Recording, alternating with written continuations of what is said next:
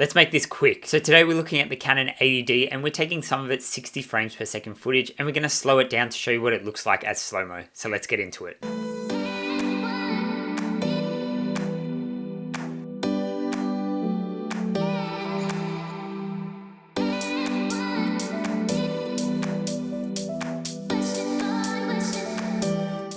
What up YouTube? If you're a returning subscriber, you would know that I recently purchased a Canon 80D DSLR, and one of the key features that drew me to it was its 60 frames per second recording speed. Now I can show you some standard boring 60 frames per second static example footage that's not very exciting and really doesn't showcase the camera, or I could show you some real world example footage I took while out one weekend with the wife and dog going stand-up paddle boarding at our local river, and I could throw in some speed ramping and some pans to jazz it up. So let's go ahead and let's do that instead.